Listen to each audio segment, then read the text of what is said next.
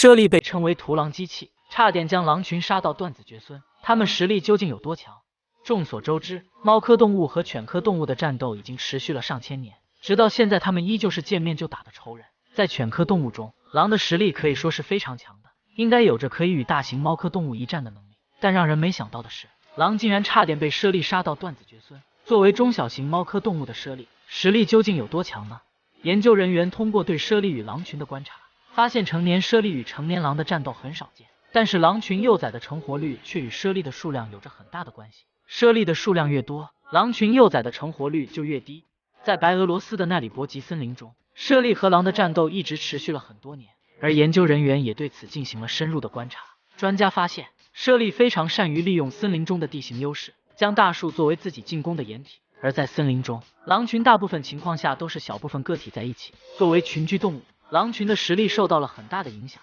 不仅如此，猞猁的嗅觉非常强，它们可以通过气味准确定位狼窝的位置，然后在成年狼外出猎食的时候，趁机偷袭狼的幼崽。正是这种方式，让这片栖息地中的狼群差点断子绝孙。那么对于猞猁的捕杀，狼群为何不反抗呢？从体型上来看，猞猁与狼还是有一定差距的，但是由于地形的影响，猞猁有着很大的优势，再加上它们十分擅长爬树，让狼群面对猞猁时根本无能为力。所以并不是狼群不反抗，而是它们无法上树，与猞猁无法展开正面的战斗。如果是在开阔的地形上，猞猁未必是狼群的对手，那么面对猞猁对幼崽断子绝孙式的捕杀，狼群就没有应对之策吗？事实上，狼群对此也是非常困扰的。为了躲避猞猁对幼崽的捕杀，他们也做出了很多努力。刚开始，狼群试图改变狼窝的位置，但由于猞猁的嗅觉过于发达，就算这样，猞猁也可以准确定位狼窝的位置，所以改变位置并不能有效提高狼幼崽的成活率。为了保护自己的孩子，雌狼决定去森林外繁殖，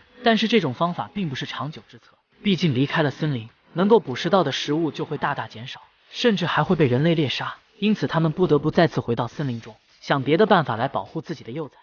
无奈之下，狼群不得不改变自己的生存模式，不再将幼崽单独留在窝中，而是将幼崽集中看护起来，分批狩猎。有了成年狼的保护，幼崽成活率提高了很多，才避免了被猞猁杀到断子绝孙的命运。值得一提的是，其实狼群也会猎杀猞猁的幼崽，但是从数据上看，还是狼群的幼崽所受的影响比较大。猞猁被称为屠狼机器，差点将狼群杀到断子绝孙。为什么他们对狼群有着如此大的恶意呢？其实这是因为猞猁与狼群的栖息地高度重合，并且它们都是肉食动物，所以在食物上，它们之间存在着竞争关系。在气温比较高的时候，狼群所需要的能量并不多，所以他们会选择捕食一些较小的动物，但是这些动物恰好是猞猁的主要食物，所以一旦狼群数量过多，就会严重影响猞猁的捕食效率。与此同时，这个季节还是猞猁繁殖的季节，为了替自己的幼崽清除风险，猞猁不得不将狼幼崽扼杀在幼年时期，这样做也大大提高了猞猁幼崽的成活率。除了狼幼崽，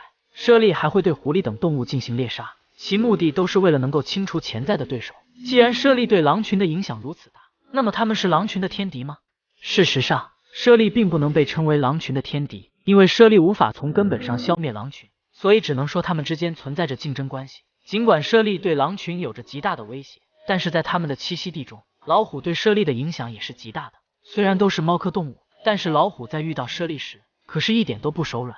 如果说老虎秒杀猞猁是自然界中一物降一物的法则，那么人类对猞猁的猎杀就是违背了自然规律。尽管在很早以前，猞猁就被列为了国家2级保护动物，但是依旧有很多人为了得到猞猁的皮毛，对其进行了大规模的猎杀，导致它们的数量急剧减少，严重影响了猞猁的生存。希望人们可以早日意识到保护动物的重要性，让猞猁的数量得以恢复。本期视频到这里就结束了，对此你还有什么想说的吗？欢迎在评论区留言。